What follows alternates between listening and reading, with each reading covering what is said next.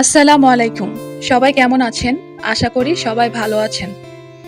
এই যে স্ক্রিনে দেখছেন মজাদার একটি রেসিপি, যেটার নাম হলো সরিষার তেলে মাখানো ঝাল ঝাল ঢেঁড়সের ভর্তা। ভর্তা খেতে কার না ভালো লাগে বলেন তো? তাহলে আর দেরি করে লাভ কি? চলুন কিভাবে বানালাম তা দেখে নেওয়া যাক। প্রথমে 10 থেকে 12টি ঢেঁড়স ভালো করে ধুয়ে একটি পাত্রে নিয়ে নিলাম। ইলেকট্রনিক চুলা অন করে তাতে একটি পানি ভর্তি কড়াই বসিয়ে দিলাম। এখন পানি ফুটতে শুরু করেছে। এখন একে একে ঢেঁড়সগুলো পানির মধ্যে দিয়ে দিব। 5 থেকে 10 মিনিট ঢেঁড়সগুলো ভালো করে সিদ্ধ করে নিয়ে একটি পাত্রে উঠিয়ে রাখলাম। এখন শুকনা মরিচ ভাজার পালা। শুকনা মরিচ ভাজলে যে গ্রান বের হয়, শুধু ভাত দিয়েই খাওয়া যায়। মরিচগুলো ভেজে নিলাম। এখন একটি পাত্রে ভেজে নেওয়া শুকনো মরিচ, পরিমাণ মতো লবণ, পরিমাণ মতো পেঁয়াজ কুচি, পরিমাণ মতো ধনিয়া পাতা কুচি আর সিদ্ধ করা ঢেঁড়সগুলোকে হালকা করে ছোট ছোট পিস করে নিলাম।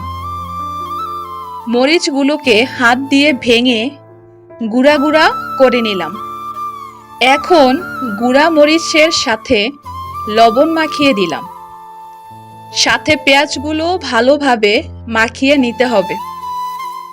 ভালোভাবে মাখানোর পর ঢেঁড়সগুলোকে একসাথে মাখাতে হবে। ভালো করে মাখানোর পর পরিশেষে ধনিয়া কুচি দিয়ে মাখতে শুরু করলাম। কিছুক্ষণ মাখানোর পর ভর্তার স্বাদ আরও বাড়ানোর জন্য পরিমাণ মতো সরিষার তেল দিয়ে দিলাম। এখন ভালোভাবে মাখিয়ে পরিবেশন করলাম সরিষার তেলে মাখানো ঝাল ঝাল ঢেঁড়সের ভর্তা। কি দর্শক, নিশ্চয়ই আপনাদেরও খেতে খুব ইচ্ছা করছে? তাহলে দেরি না করে চট করে বাজার থেকে উপকরণগুলো কিনে আনুন। বেশি খরচ না, অল্প টাকায় বানিয়ে ফেলুন মজাদার সুস্বাদু সরিষার তেলে মাখানো ঝাল ঝাল ঢেঁড়সের ভর্তা। আশা করি সবার ভালো লেগেছে। সবার যদি ভিডিও দেখে ভালো লাগে তাহলে তাড়াতাড়ি বেশি বেশি লাইক, কমেন্ট আর শেয়ার করুন।